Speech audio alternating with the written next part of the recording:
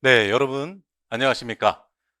군무원 해커스 면접 강사 양향근이라고 합니다.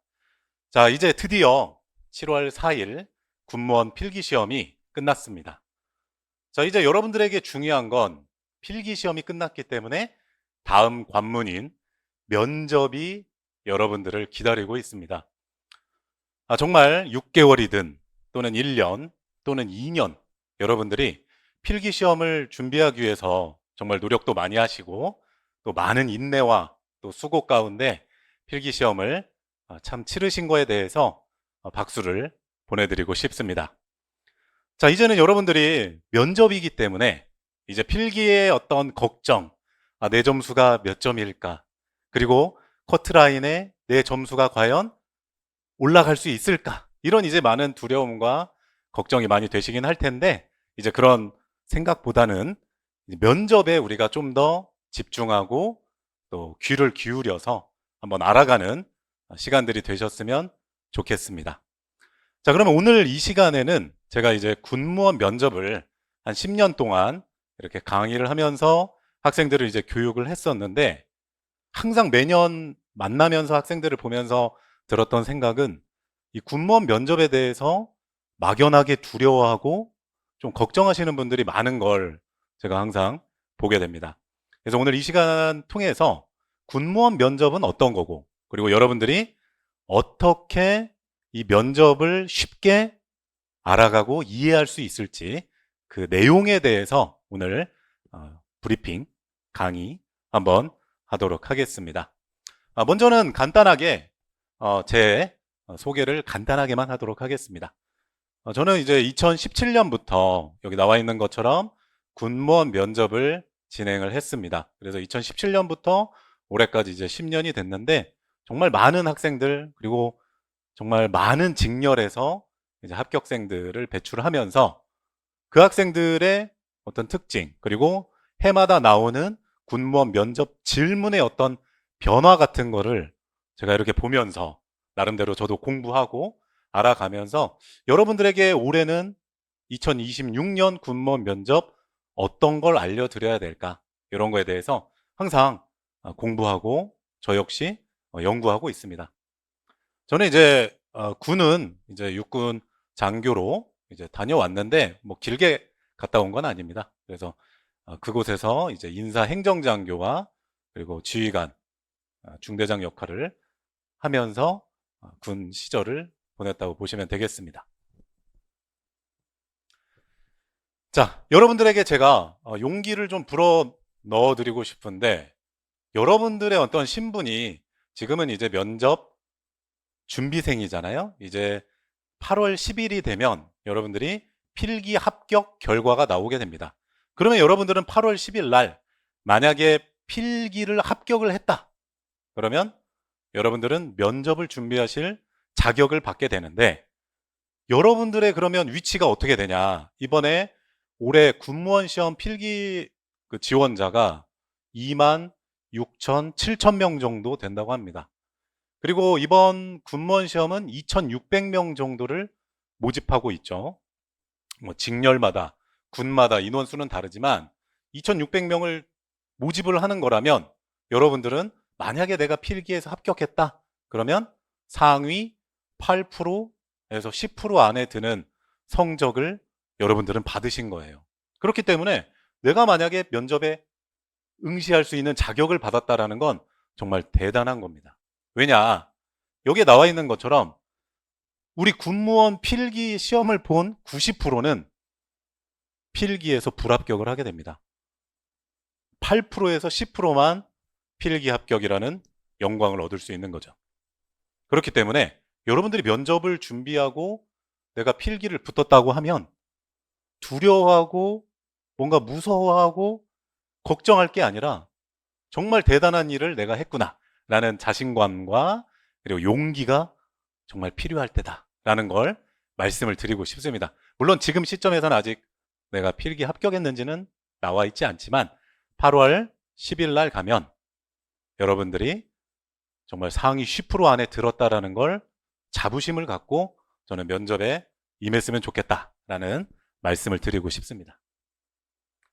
자, 그래서 군무원 면접이라는 건 뭐냐? 결국엔 누가 더 간절하고 누가 더 이 면접 준비 기간 동안 잘 인내하느냐, 그 싸움이라고 생각을 하시면 됩니다. 7월 4일 날 필기시험이 끝났고 8월 10일에 우리 여러분도 아시다시피 필기 합격자 발표고요. 그리고 육군은 8월 26일부터 빠른 분들은 면접이 시작이 되고 우리 국방부나 이런 분들은 9월 16일 이때로 넘어가기 때문에 7월 4일 필기시험 기준으로 보면 정말 한 2달 넘게 준비 기간이 있는 거죠. 육군 같은 경우에 빨리 하셔야 되는 분들은 한 달 좀 넘게 준비 기간이 있는 거죠. 어떻게 보면 짧은 기간이지만 어떻게 보면 긴 기간이 됩니다. 그렇기 때문에 누가 더 간절하게, 누가 더 인내하면서 면접을 준비하느냐, 이 싸움이 이 승패, 결국 면접의 합부를 좌지우지하는 중요한 요소가 된다. 이렇게 생각을 하시면 될 것 같습니다. 뭐 필기시험도 마찬가지예요. 자기와의 싸움이죠. 면접도 자기 자신과의 싸움이다. 그렇기 때문에 여러분들이 내 필기 점수 때문에 다른 누구와 저 사람은 몇 점일까? 저 사람은 몇 점일까? 나는 커트라인인데 나보다 2점 높은 애는 뭐 하고 있을까? 나보다 10점 높은 사람은 뭐 하고 있을까? 이런 걱정을 할 필요가 없다. 내 점수에 그냥 필기 점수 받았으면 그거는 고의 잘 간직하시고 이제는 면접 점수를 25점을 목표로 해서 그걸 받기 위해서 노력을 해야 된다. 라는 게 이 면접의 가장 핵심이다. 라고 생각을 하시면 좋을 것 같습니다. 우리 군무원 면접을 준비하는 우리 학생들을 해마다 만나면 이 학생들이 하는 이야기가 공통적으로 하는 이야기가 선생님, 진짜 필기 시험이 더 쉽네요. 면접이 진짜 너무 어렵습니다. 이렇게 말을 하는 우리 수험생분들을 많이 봤습니다. 왜 그러냐면 여기 나와 있는 것처럼 제가 간단하게 뭐 필기시험과 면접의 어떤 구분을 해놨지만 여러분도 보시다시피 필기시험은 그냥 정답이 확률이 25%예요. 그리고 인쇄가 돼서 내 눈앞에 보이죠. 그럼 나는 할 게 뭐만 하면 되냐? 그냥 읽기만 잘하면 돼요. 잘 읽고 내가 공부했던 걸 가지고 정답을 25%의 확률에서 골라주면 되죠. 또 어떤 경우에는 잘 모르는 건데 찍어가지고 얻어 걸린 경우도 있죠. 그게 바로 필기시험의 어떤 묘미라고 할 수 있습니다. 잘 몰랐지만 찍었는데 잘 맞춰가지고 좋은 점수를 받은 경우도 있죠. 그러니까 필기는 어떻게 보면 이런 내용들이에요. 그리고 75분이라는 시간이 주어지고 그리고 내가 공채 9급이면 3과목, 뭐 공채 7급이면 4과목, 경채면 2과목만 하면 되니까 정말 깊게 좁게 그냥 파기만 하면 되는 거죠. 그 과목에 대해서. 근데 면접은 라이브잖아요. 물론 필기도 라이브긴 하지만 면접은 실시간으로 내가 일단 듣기를 잘해야 돼요. 듣기. 면접관께서 말씀하시는 한국말, 뭐 영어 하시지도 않잖아요. 중국어 하는 것도 아니고 그냥 면접관이 한국말로 설명을 합니다. 어쩌고 저쩌고 이렇게 질문을 하시죠. 그러면 나는 한국 사람이니까 듣기가 돼요. 이 리스닝이 된다는 거죠. 저렇게 뭐 물어보셨구나. 그러면 그걸 가지고 즉각적으로 내가 1초, 2초 안에 그 질문에 대한 답변이 라이브로 말하기가 되어야 하는 시험이 바로 면접입니다. 그러니까 면접은 듣기, 일단 잘 들어야죠. 무슨 말을 하는지. 왜냐하면 뭐 간혹 어떤 면접관들 같은 경우에는 질문을 좀 꼬아서 하는 경우도 있고 아니면 본인이 쓰는 단어로 설명을 하는 경우가 있어요. 질문을 하는 경우가. 그런 경우에 이 학생들이 저 무슨 질문이지? 이런 경우도 있고요. 또 간혹 어떤 면접관 분들은 질문이 굉장히 길어요.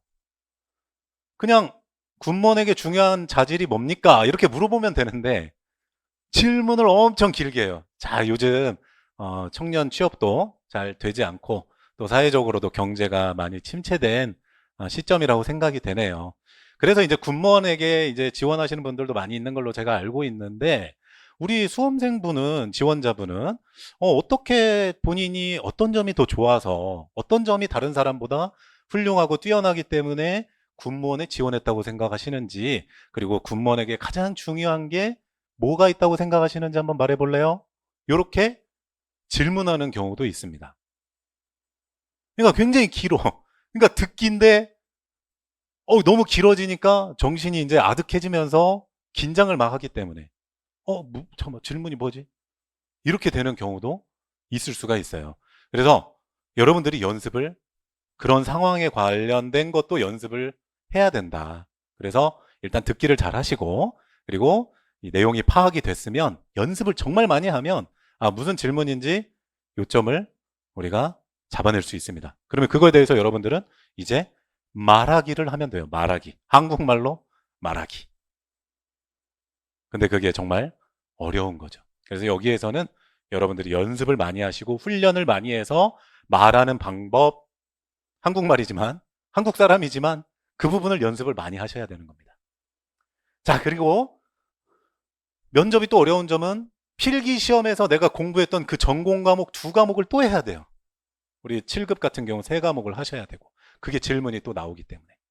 그 다음에 시사나 관심이 별로 없었던 이 시사 내용에 대해서도 알아야 되죠. 그 다음에 내가 지원한 게 뭐예요? 군무원에 지원했잖아요. 근데 군무원에 대해서 솔직히 잘 몰라요. 그리고 내가 행정직, 군수직, 차량직, 전차직, 전자직 지원했지만 그 직렬에서 어떤 업무를 하는지를 잘 몰라요. 정확하게는. 근데 그거에 대한 질문이 들어온다는 거죠. 그래서 그 부분에 대해 여러분들이 공부를 좀 많이 해두셔야 됩니다. 자, 그 다음에 자신의 경력과 과거의 경험이 해당 직렬에 부합하는지, 적합한지 그런 대한 질문이 나온다라는 거. 그리고 마지막으로는 상황에 대한 설명을 주고 너 이럴 때 어떻게 할래? 이렇게 골라라. 이런 질문이 나오기 때문에 딱 들었을 때 순간적으로 판단을 해서 말하기가 잘 될 수 있도록 여러분들이 그래서 면접을 준비를 많이 해야 되는 거고, 그래서 면접이 어렵다. 그렇지만 나만 어려운 게 아니라 모두에게 어렵다. 그래서 아까 말씀드린 대로 인내와 간절함의 싸움이라는 거. 자, 누구나 공통적으로 여러분들에게 공정하게 면접 합격을 했다면 순번이, 수험번호가 이렇게 주어집니다. 물론 필기 고득점부터 순서대로 쭉 나열은 되죠. 커트라인까지. 근데 그게 누구인지는 몰라요. 뭐 알 필요도 없고. 뭐 1등이 누가 있겠죠. 내가 아니면 누가 1등이겠지. 내가 꼴등이면 누가 뭐 내 앞에 있겠지. 내가 중간이면 밑에 위에 누가 있겠지. 그냥 이렇게 생각하시면 됩니다. 그리고 공평하게 면접에 시험에 응할 수 있는 기회를, 자격을 여러분들은 부여받은 거예요. 똑같이 출발을 하게 됩니다. 라인에서. 근데 이 면접이 아까 뭐라고 했어요? 길다고 했죠. 막 2달, 짧으면 1달 반. 이 기간 동안 꾸준하게 계속 간절하게 열심히 면접 공부를 하시는 분들이 있긴 하지만, 그런 분들도 많이 있지만 그에 못지않게 토끼처럼 다른 일을 한다든지 갑자기 휴식을 막 하루 이틀 3일 일주일 이틀 2주일 막 쉰다든지 딴짓을 한다든지 이런 분들도 의외로 많다. 자, 그래서 이렇게 달리기 마라톤에 좀 비유를 하자면 출발은 누구나 똑같이 8월 10일 필기 합격자 발표 나면 땡 하면 그냥 하는 겁니다. 그러면 이제 다 같이 달려요. 그럼 1등은 나보다 많이 앞에 있으니까 필기 합격 1등이 앞에서 뛰고 있겠죠. 2등도 있겠고 3등도 있겠고 중간 하위권 보이지 않는 사람들도 있겠죠. 그리고 저쪽에 잘 보시면 저 끝에 저 해변가에서 커피 마시는 분도 계세요. 뛰다가 힘드니까 잠깐 쉬었다가 그런 분들도 많이 있다라는 겁니다. 그래서 나는 어떻게 내가 보이지 않는 하위권에 있어도 내가 중위권이어도 상위권이라도 끝까지 결승점까지 내 면접이 끝나는 그날까지 계속 꾸준하게 달려줘야 된다라는 겁니다. 그러면 이길 수 있어요. 중간에 보시면 걷는 분들이 있잖아요. 여기 보면 걷는 사람 있죠. 저기서 커피 맞는 사람 있죠. 길을 잘못 들어서 딴 길 가는 분들도 많이 있습니다. 의외로 많더라고요. 그래서 여러분들은 간절하게 자기 몫을 다하고 최선을 다해서 합격의 영예를 꿈꾸기 위해서 노력을 해주셨으면 정말 좋겠다. 필기 합격 정말 너무 기쁘잖아요. 면접 합격 2배 이상입니다. 그 기쁨이.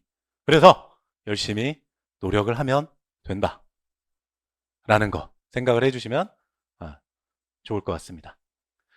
자, 그러면 이제 군무원 면접은 어떤 점수, 평가 요소가 어떤지 이거에 대해서 한번 보도록 하겠습니다. 물론 이거는 그냥 가이드라인으로 면접관 분들에게 제공이 되는 거지만 면접관 분들이 실제로 이걸 가지고 다 하나하나 보면서 평가한다 그러지는 않습니다. 그냥 전체적으로 딱 처음부터 끝까지 질문을 보고 그 다음에 처음에 여러분들이 들어오는 거 앉아서 표정, 복장, 그리고 행동, 그리고 눈, 시선, 그리고 말할 때 그 목소리에 힘이 있는지, 그리고 말 속도는 적절한지, 의사소통이 잘 되는지 그런 것들을 종합적으로 보면서 25점 만점으로 환산을 해서 점수를 여러분들께 줄 겁니다. 그래서 5가지 항목으로 카테고리로 본다라고 생각을 해주시면 될 것 같아요.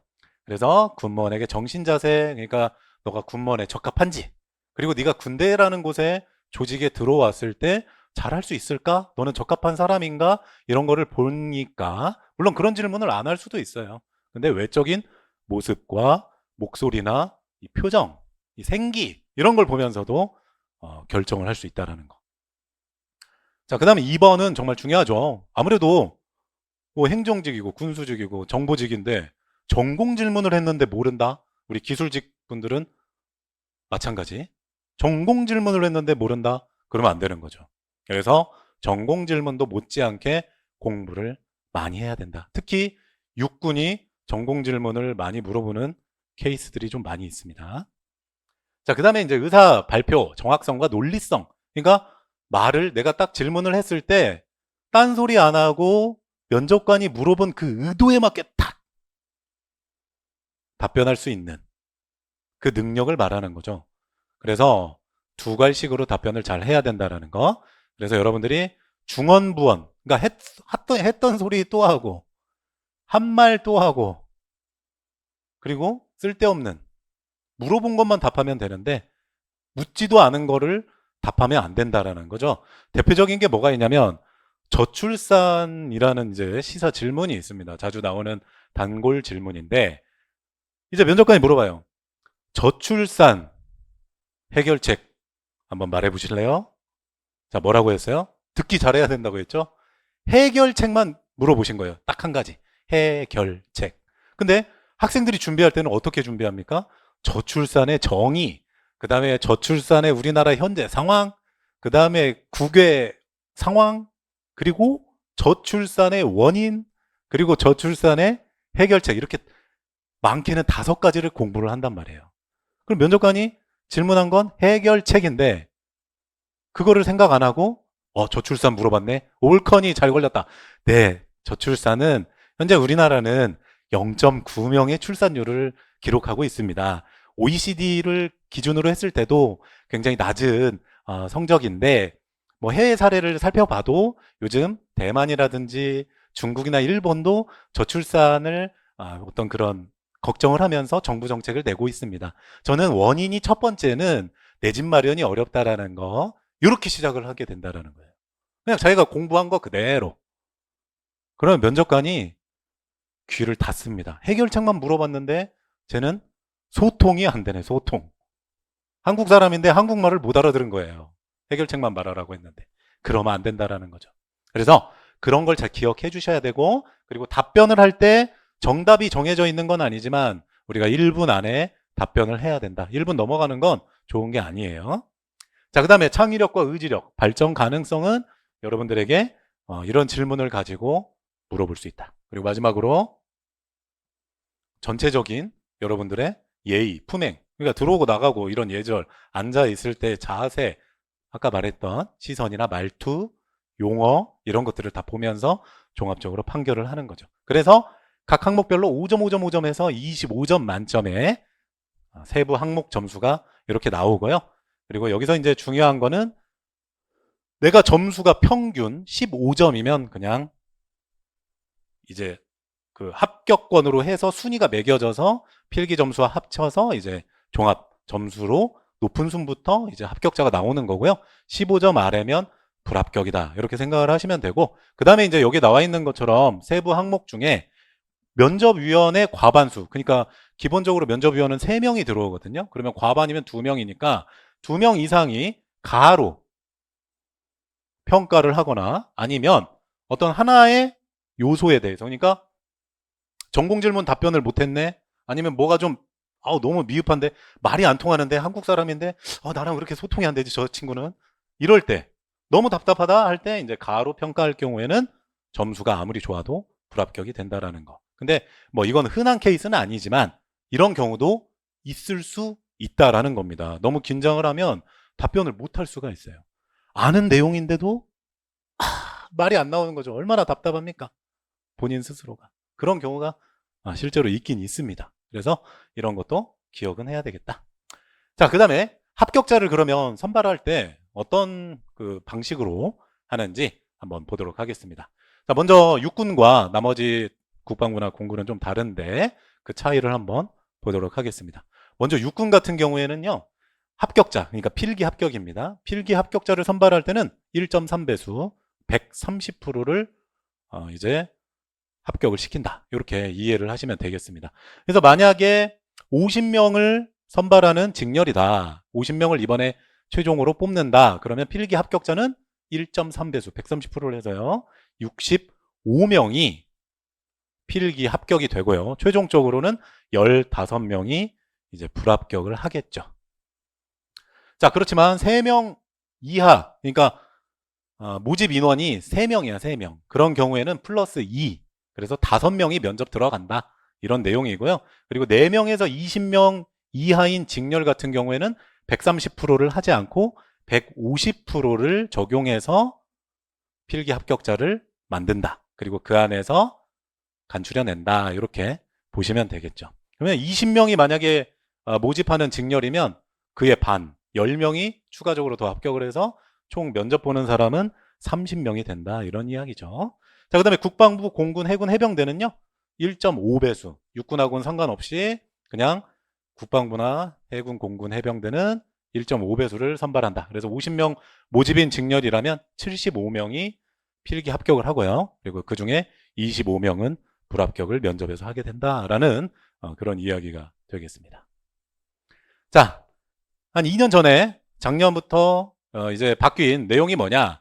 면접의 평가 요소가 25%로 줄었습니다. 그 전까지는 50%였죠. 2024년까지는 면접의 비율이 필기와 5대 5였습니다. 그리고 한 6년 전으로 거슬러 가면요, 한 2020년까지는 면접이 100%였어요. 그러니까 필기 점수가 없었어요. 그냥 필기 점수는 그냥 리셋. 다 그냥 빵점으로 시작을 하는 거고, 면접을 100%로 해서 군무원을 합격을 시켰었습니다. 근데 이제 그게 이제 뭐 문제가 있지 않냐, 이런 이야기들이 나오면서 아마 2021년 뭐 이때부터 해서 5대 5가 된 거고요. 그리고 이제 필기가 좀 더 좀 가중치를 줘야 되지 않냐, 이제 그런 의견 가운데 이렇게 지금처럼 75대 25로 만들어진 거고요. 작년부터 이렇게 적용이 되고 있습니다. 자, 그래서 뭐 확실한 건 이전보다 어떻게 보면 꼴등이 뒤집게 하는 사례는 당연히 줄어들 수밖에 없겠죠. 왜냐하면 50 반영하다가 25만 반영하니까. 그러나 작년의 사례를 봤을 때 커트라인에 있던 합격생들도 면접에서 최종 합격하는 사례들이 많이 있었다라는 거. 그리고 중위권 학생들이 상위권으로 가고, 상위권에 있는 친구들이 하위권, 중위권으로 내려온다거나, 또는 중위권 있는 친구들이 하위권으로 내려오거나, 이런 엎치락 뒤치락도 얼마든지 있었다라는 거. 그래서 여러분들이 이 기준은 정해져 있는 거기 때문에 뭐 이거 가지고 걱정하실 필요는 없는 거예요. 그냥 내가 그 기준이 있다면 그냥 나는 면접 25점 만점을 목표로 해서 남들보다 더 열심히 하는 방법밖에 없는 거죠. 그래서 그 노력을 여러분들이 조금만 더 해주시면 좋을 것 같다라는 생각을 하게 됩니다. 그래서 뭐 그냥 예로 하나 뒤집는 사례 같은 경우를 하나 적어왔는데, 어쨌든 필기 점수가 90점이면 환산을 했을 때 67.5. 면접을 만약 이 친구가 22점을 또는 그 밑을 21점, 20점을 받았다. 그러면 이제 점수, 최종 점수. 그 다음에 B 학생은 필기 시험이 86.6, 세 과목 평균이. 그러면 환산했을 때 저 점수. 면접에 25점, 24점을 받았다. 이런 식으로 하면 이렇게 점수가 나온다라는 그냥 가정이죠. 근데 이런 경우들이 실제로 있었다라는 거죠. 그러니까 여러분들도 열심히 하면 충분히 잘할 수 있다. 그리고 상위권에 있는 학생들이 너무 이제 방심하고, 물론 상위권에 있고 뭐 기술직 같은 경우는 커트라인 점수와 뭐 10점, 20점 이렇게 차이 나는 경우도 있어요. 그러면 실질적으로 만점이 25점인데 20점 높은 친구가 떨어질 일은 거의 없는 거죠. 기술직 같은 경우는 이 편차가 크니까. 그러나 중요한 점, 이런 친구들한테 이제 중요한 거는 내가 이제 부대를 고를 때는 면접 점수가 중요하기 때문에 어느 부대를, 좋은 부대를 갈고 내가 1순위로 1번으로 골라가기 위해서는 내가 면접을 잘 해야 되는 거. 그런 요소는 있다는 거죠. 그래서 좋은 부대 가고 좋은 지역으로 가고 싶은 상위권 분들은 방심하지 말고 좋은 점수를 받도록 노력을 해야 된다라는 거죠. 그래서 실제로 작년에 우리 학생 중에도 한 명이 이제 중위권, 커트라인이 그 직렬의 중위권이었어요. 근데 이 친구가 정말 간절한 친구였거든요. 이제 얼리버드 반, 선행반으로 이제 공부를 했던 친구인데 집이 대구 근처였어요. 그래서 여기 노량진, 여기 메가스터디 타워, 우리 여기 해커스 이쪽으로 이 학생이 편도 거의 3시간 반, 4시간. 그러니까 왕복 거의 7시간, 8시간인데 차 안에서도 공부를 하고 수업을 그렇게 왔었어요. 일주일에 한두 번씩. 근데 정말 놀라운 게 뭐냐면 올 때마다 이 학생이 지각을 한 적이 없었고요, 거의. 그 다음에 왔을 때 힘든 기색이 없어요. 저도 걱정을 해서 이게 집 그냥 서울 근처 알아보는 게 낫지 않으세요? 했지만 자기는 감당할 수 있고 괜찮다라는 거. 오, 대단하더라고요. 그래서 그 친구는 진짜 되겠다. 얘는 뭐라도 하겠다. 이 친구는. 그랬는데 나중에 면접도 합격을 했고 나중에 이제 본인이 가서 보니까 자기가 1등을 했다. 그 직렬에서. 그래서 정말 간절했을 때 여러분들이 좋은 성적을 거둘 수 있다라는 거. 그래서 내가 필기 합격은 했지만 아쉽게 필기의 점수가 좋지 않다 하더라도 낙심하지 마시고 용기를 갖고 뒤집는, 커트라인에도 합격하는 친구들이 분명히 있었기 때문에 여러분들이 열심히 노력을 해주시길 다시 한번 당부를 드리도록 하겠습니다. 자, 그리고 미달 직렬에서도 불합격한 사례가 특히 이제 육군 같은 경우에 좀 있었어요. 그래서 이제 이런 직렬에서 뭐 3명, 5명 뭐 이 정도는 제가 볼 때 결시생일 수도 있어요. 그러니까 면접을 봤는데 떨어졌을 수도 있겠죠. 뭐 그거는 개인 사니까 다 확인이 안 되니까. 근데 이렇게 좀 적은 분포면 그냥 결시생일 확률도 높다. 아닐 수도 있지만. 근데 이제 작년에 차량직 같은 경우에는 24명이 면접에서 불합격을 했습니다. 그러니까 미달이에요. 필기 합격자가 미달인데 그냥 다 붙여도 되는데 어쨌든 24명이 면접에서 불합격을 했고 그 다음에 하반기, 후반기 이제 육군 경체라는 게 있는데 거기에서도 미달 직렬에서 면접에서 떨어진 친구들이 실제로 있었다고 합니다. 불합격 사례가. 그러니까 면접을 보고도 어떤 평가 요소에 의해서 적합하지 않다 생각해서 이제 불합격되는 사례가 있었다라는 거죠. 그러니까 여러분들은 면접이 중요하다라는 거. 그리고 국방부 같은 경우에는 가끔 이제 추가 합격자가 또 나오는 경우가 있어요. 그렇기 때문에 필기시험도 잘해야 되고 또 면접도 우리가 열심히 하자. 최선을 다하자. 어쨌든 모르는 거예요. 내가 커트라인이라고 해서 포기하면 안 된다. 어떻게 붙었는데 다시 필기시험 준비할 수는 없잖아요. 하나의 목숨이 하나 살아있으니까 열심히 해서 정말 높은 좋은 결과를 받도록 노력을 해야 되겠죠. 자, 실제 면접장의 모습을 구현을 한 겁니다. 자, AI예요, AI. 네. 자, 기본적으로 모든 면접은 여기 보시는 것처럼 앞에 면접관이 3명이 앉아 계시고요. 그 다음에 나 혼자 들어갑니다. 나 혼자. 이제 가끔 몇 명 같이 들어가나요? 뭐 이런 학생들도 있는데 그건 아니고 나 혼자 들어가고 면접관은 3명이 저렇게 앞에 앉아 계십니다. 자, 문이 있죠. 출입문을 열고 들어가서 이 의자에 이렇게 앉아서 이제 면접이 시작되는데 문 열고 나서 얼마나 떨리겠습니까? 저 앞에 아저씨 3명이 저러고 딱 있는데 얼마나 떨리겠어요. 그쵸? 긴장이 안 될 수가 없는 거죠. 근데 이제 면접관 분들이 저렇게 있긴 하지만 어떤 분들, 그러니까 대다수, 많은 면접관 분들은 굉장히 자상하고, 온화하고, 분위기 좋게 해주려고 긴장하니까 학생들이 편하게 이끌어 주시는 분들도 있지만 가끔 어떤 면접관 분들은 내가 들어왔는데도 불구하고 나를 안 쳐다보는 경우도 있습니다. 그냥 땅바닥 이렇게 쳐다보는 분들도 있고요. 팔 괴고 쉬는 분들도 있을 수도 있고 돌아다니는 분도 있을 수도 있어요. 왜냐하면 너무 힘드니까 이 면접관들도 하루 종일 하니까 사람이기 때문에. 그래서 가끔 그런 좀 까칠한 사람이 있다. 쿠로미 같은 사람이 있다. 면접관 중에. 그러니까 그런 경우에 놀라지 말라.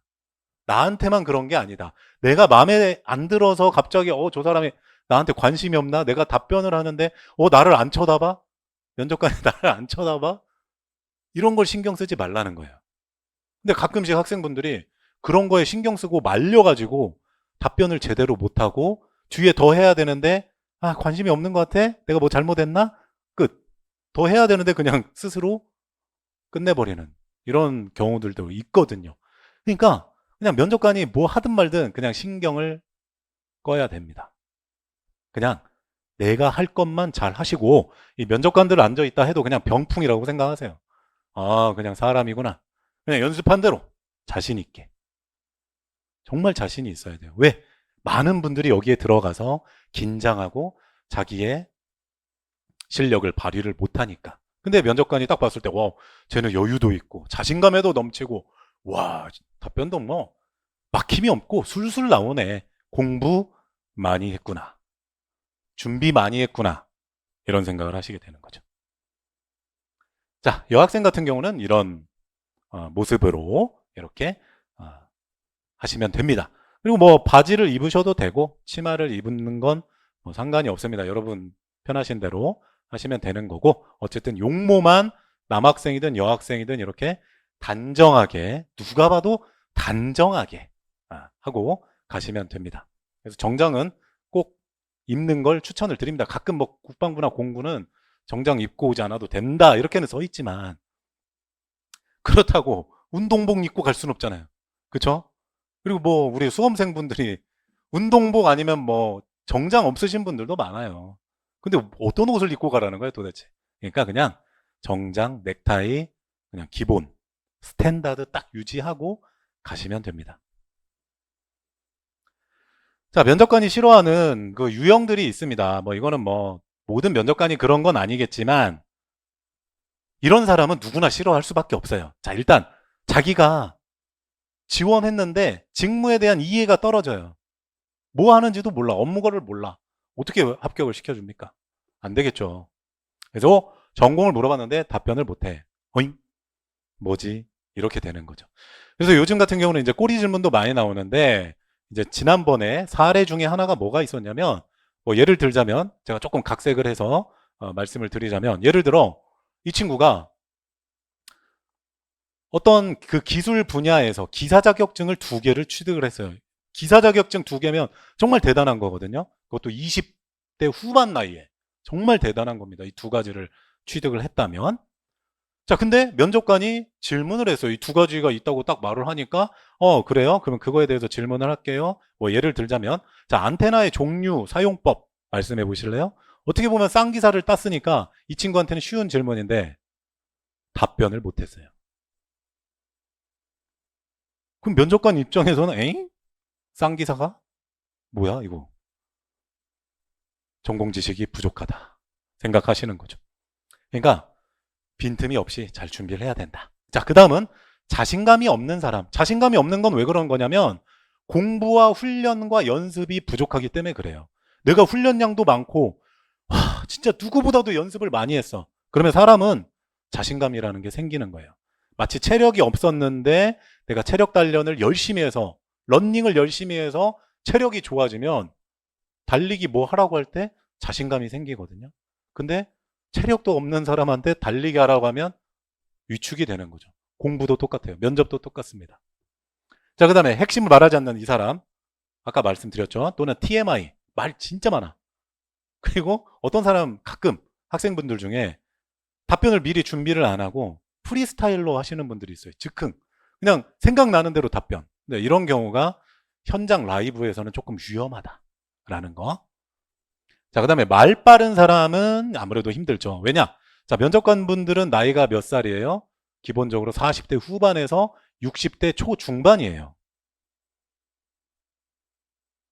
우리가 말을 빨리 하면요, 못 알아듣습니다.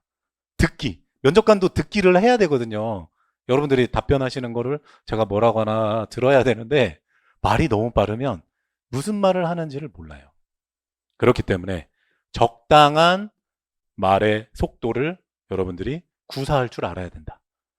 말 느린 학생은 제가 거의 지금까지 몇천 명 면접을 하면서 본 적이 많지는 않습니다. 근데 말 빠른 학생들은 꼭 있어요. 한 20%, 30%는 말이 빨라요. 자기도 알아. 근데 제어가 안 돼. 긴장을 하기 때문에. 그래서 그런 거는 이게 우리가 훈련하는 방법이 있으니까 그런 분들은 꼭 다음에 말씀을 해주시면 금방 고쳐요. 어려운 게 아닙니다. 이거는. 자, 그리고 간절함과 진전성이 있어야 된다. 그건 결국 내가 열심히 노력해서 훈련해 놓으면 간절해져요. 내가 이렇게 고생했는데, 아니 내가 이렇게 열심히 공부했는데, 어? 내가 붙어야지. 그러면 답변을 할 때도 말 하나하나에 힘이 실려 있을 수밖에 없습니다. 근데 준비도 대충 했고 뭐 잘 몰라. 그냥 지금 거의 백지에 조금 끄적끄적은 했어. 그리고 면접을 보러 갔는데 답변이 무게감이 있겠습니까? 아니죠. 면접관들도 그걸 바로 캐치하게 됩니다. 자, 그래서 AI처럼 로봇처럼 답변하지 않도록 본인의 개성 있는 목소리로, 자기만의 목소리로 여러분들이 호소를 해야 되는 거죠, 면접은. 자, 그 다음에 이제 기출 유형 질문들은 이런 정도의 어떻게 보면 카테고리다 이렇게 생각을 해주시면 돼요. 첫 번째는 군무원에 지원했으니까 군무원에 관련된 질문들, 군인과 군무원의 차이, 군인과 군무원의 공통점, 또는 군무원과 공무원의 차이, 회사원과 군무원의 차이, 이런 거. 그 다음에 너가 지원한 군무원 뭐 하는지 알아? 그 다음에 군무원의 장단점, 군무원이 뭘까요? 이런 질문들. 자, 그 다음에 내가 지원했으니까 나에 대한 질문들이죠. 자기소개, 지원 동기. 왜 회사 그만뒀습니까? 우리 직업군인 분들한테는 왜 조기 전역을 왜 했습니까? 왜 육군입니까? 왜 해병대입니까? 왜 공군이에요? 이런 질문들. 그리고 개인의 경험에 관련된 질문들을 나에 대해 질문을 하게 됩니다. 그리고 해당 직렬, 그 업무에 대해서 아까도 말한 것처럼 아는지 모르는지 질문을 해요. 그러니까 이거 무조건 공부가 잘 되어 있어야 되는 질문 중에 하나라고 보시면 됩니다. 그 다음에 이제 시사. 이제 시사도 이게 우리나라도 마찬가지지만 해외도 이게 해마다 뭔가 막 터져요. 이 면접 시즌이 되면. 그러니까 물어볼 수 있는 게 지금도 많죠. 미국과 이란의 어떤 전쟁, 호르무즈 해협의 어떤 봉쇄로 인해 우리가 받을 수 있는 영향. 뭐 이전에 나왔던 질문 중에는 러시아, 우크라이나 전쟁에서 우리가 어떻게 해야 되냐. 그 다음에 AI가 급변하는 세상에서 우리나라의 군 인구 절벽 가운데 너의 생각은 어때? 그리고 고령화가 심해지고 있죠, 우리나라가. 고령화에 대한 해결책. 그 다음에 요즘 또 청년의 문제들, 쉬었은 청년, 이런 문제 어떻게 해결하면 좋을까요? 그 다음에 군무원, 군인 지원율이 줄고 있어요. 어떻게 해결해야 될까요? 한국 사회 문제가 뭐죠?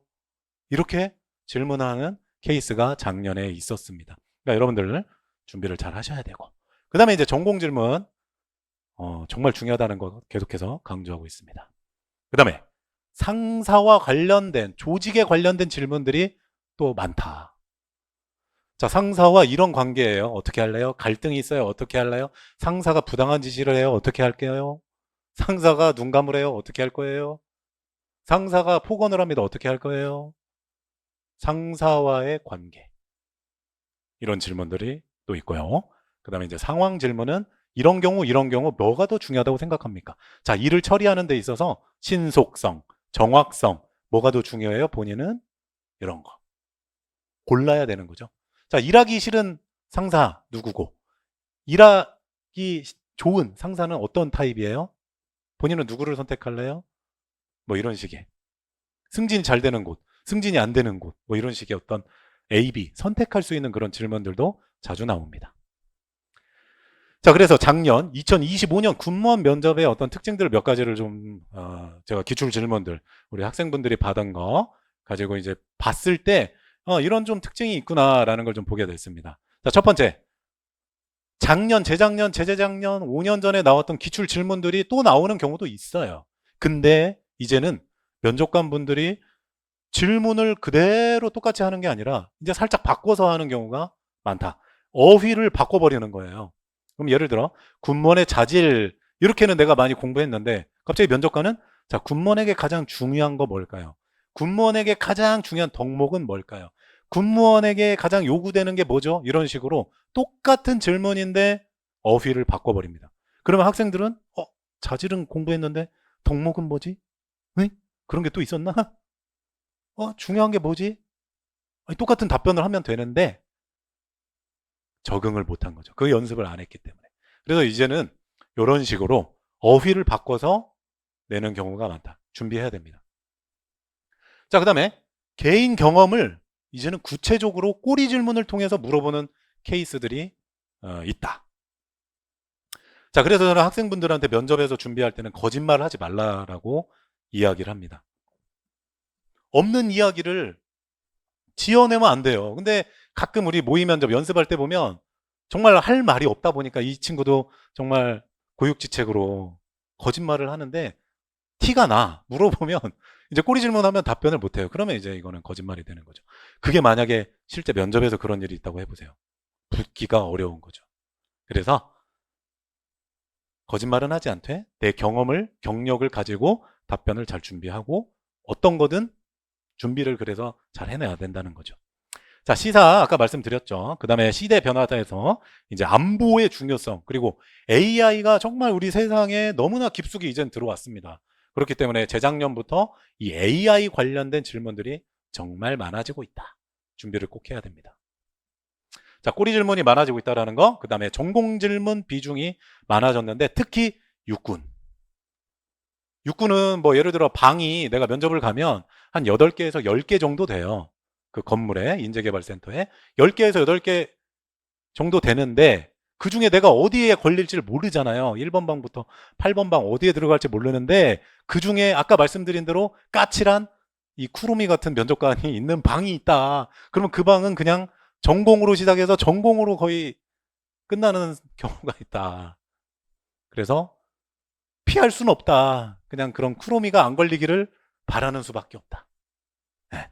그러니까 어느 정도 조금 운도 좀 따라야 하긴 하는 거죠. 그래서 작년에 나왔던 질문 사례 케이스를 보면서 같이 한번 어떻게 나왔는지 한번 보도록 하겠습니다. 물론 모든 학생들이 이렇게 받았다라는 건 아니에요. 아까 말한 것처럼 국방부든 뭐 공군이든 방이 하나만 있는 게 아니니까 이 방 저 방이 있기 때문에 그 방마다 면접관들의 질문은 다르다라는 거. 오늘 다르고 내일 다르고. 그쵸? 자, 국방부 행정 9급 한번 보도록 하겠습니다. 자, 지원 동기, 덕목, 합격해야 되는 이유, 과거의 위협은 어떤 거였고 요즘에는 어떠냐? 이제 시사까지 질문이 나왔고요. 그 다음에 이제 5번은 전공 질문이 나왔네요. 추가 경정 예산. 추가 경정 예산이라는 건 우리가 추경이라고 이야기를 하는 거고 그 사유를 물어봤죠. 그러니까 딴소리 하면 안 돼. 추가 경정 예산이 뭐고 어떨 때 집행하느냐. 그러면 어떤 자연재해라든지 경기 침체로 인한 어떤 국내 상황이 어려울 때 우리가 추가 경정을 발휘를 하는 거죠. 그래서 딱 거기까지만 얘기를 하시면 돼요. 자, 그 다음에 상사가 본인한테 무리한 부탁 또는 부당한 지시, 부탁이지만 지시나 똑같은 말이죠. 이럴 때 어떻게 해야 되느냐. 이런 것도 다 방법이 있는 건데 어려운 질문은 아니에요, 사실은. 근데 실제로 딱 들었을 때 이 워딩은 사실 기출에 없는 워딩이긴 해요. 그냥 부당한 지시, 이런 거, 불법 지시 이런 건 있었지만 부탁, 무리한 부탁, 부당한 부탁, 그게 결국 부당한 지시가 되는 거죠. 그러니까 같다라는 걸 이해를 했다면 답변을 잘할 수 있는 답변이지만 난감한 거지. 부탁? 무리한 부탁? 해도 되는 거 아닌가? 이렇게 생각하면 안 되니까. 자, 그 다음에 악성민원. 이것도 많이 나오는 단골 질문입니다. 자, 그 다음에 자주국방. 자, 이제 최근에 현 정부에서 많이 내세우고 있는 정책 중에 하나가 자주국방이기 때문에 공부를 좀 해놔야 되는 거죠. 자, 그 다음에 너 수험 기간 얼마냐? 그냥 수험 기간 얼마냐? 1년이요. 이렇게 답변하면 안 돼요. 그 기간 동안 뭐 했냐? 어떤 일이 있었고, 너가 배운 교훈은 뭐냐? 이거 물어보는 건데, 1년입니다. 아무 말도 안 하면 소통이 안 되는 거죠, 소통이. 네. 자, 조직 생활에서 중요하다고 생각하는 거. 합격 후 어떤 업무 하고 싶냐? 나온다고 했죠. 그 다음에 꼬리 질문. 다른 업무, 그래, 너 이거 골랐는데, 다른 업무 이걸 시켰어. 어떻게 할래? 준비를 해야 되는 거죠. 마지막 말. 자, 정보직 7급입니다. 자, 자기소개 했어요. 자, 그 다음에 전공을 바로 물어보네요. 질적 분석 기법. 자, 분석 기법에는 양적, 질적 이렇게 두 가지가 있는 거죠. 그러면 질적 분석 기법에도 여러 가지가 있겠지만 어쨌든 델파이가 꼭 여기서 답변이 나올 수 있게 해야 되는 거죠. 그러면 이제 다르게 또 질문을 한다면 그냥 질적 분석 기법 아는 거 말해보세요. 이거에 아니라 델파이 기법에 대해서 말해보실래요? 시나리오 기법하고는 뭐가 다르죠? 이렇게 물어볼 수도 있다라는 거. 그래서 질적, 양적, 뭐 이거 정보직 분들한테는 쉬운 거니까 준비를 잘 하시면 되고요. 자, 그 다음에 정보사회론 전공 질문이 나왔습니다. 기술 결정론은 알아요? 그러면 이제 기술 결정론에 대한 내용이 좀 답변으로 나와주면 좋죠. 그래서 기술이 사회 변화를 결정하고 이끄는 거를 말합니다. 그래서 대표적인 학자는 맥루한이 있습니다. 이런 식으로 답변을 여러분들이 해야 되겠죠. 그럼 면접관이 꼬리 질문으로 그럼 사회 구성론은 또 뭐죠? 이렇게 질문을 할 수도 있다는 거죠. 그래서 공부만 해놓으시면 되는 겁니다. 자, 7급이기 때문에 심리학 질문이 4번에서 나왔습니다. 순행, 역행, 간섭. 이거에 대한 설명을 해봐라. 자, 그러면 순행이나 역행 간섭이라는 건 망각이죠. 기억에 대한 망각. 그러니까 까먹어. 어떻게? 비밀번호나 우리 집 그 비밀번호, 현관 비밀번호, 그 다음에 핸드폰 비밀번호 패턴을 바꿨는데 우리가 일상생활에서 많이 경험하는 거죠. 바꾼 게 기억이 안 나. 새로운 비밀번호가 기억이 안 나. 맨날 과거는 생각이 나. 아, 1, 2, 3, 4, 아, 1Q, 2W, 아, 이거였는데, 옛날 건 생각나는데 바꾼 게 생각이 안 나는 거죠. 하도 바꿔가지고. 그게 바로 순행 간섭이죠.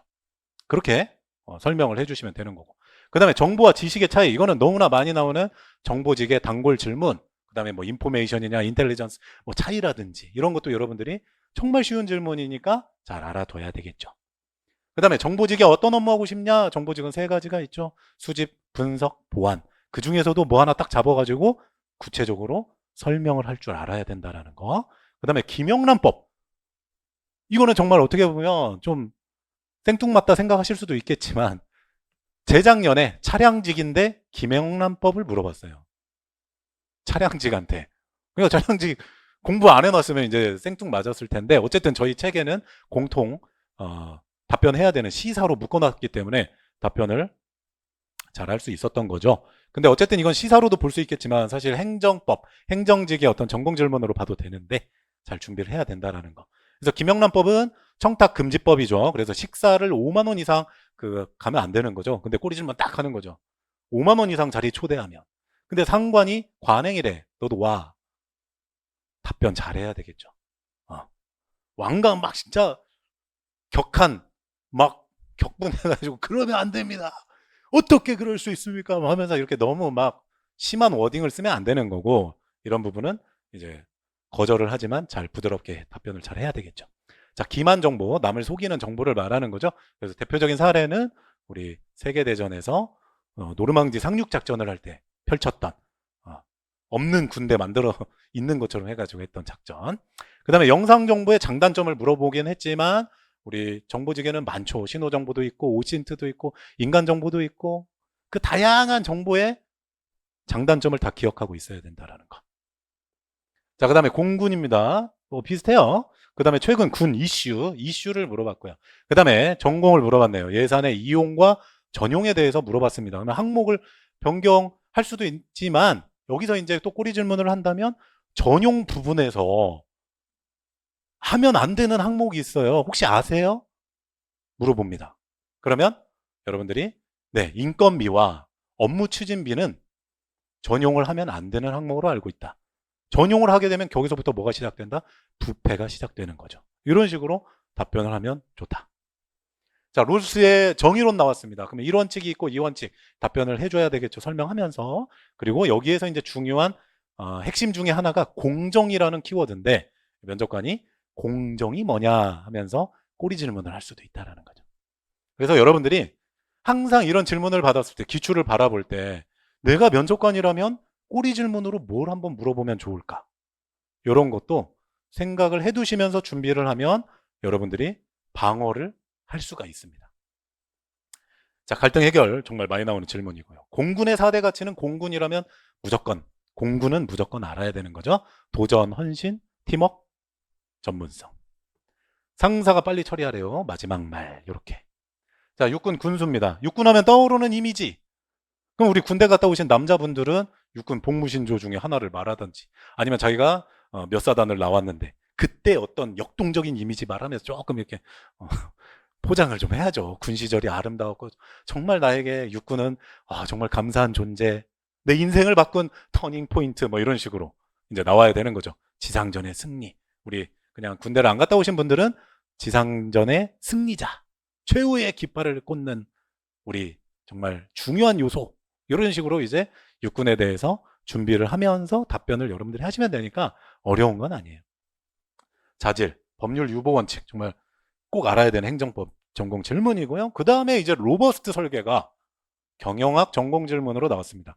경영학에서도 이제 품질 관리의 파트인데 이 로버스트 설계가 뭐냐 말을 해야 되는 거죠. 그래서 로버스트 설계란 이 품질을 우리가 관리하는 데 있어서 그 편차를 줄이는 게 바로 로버스트 설계다.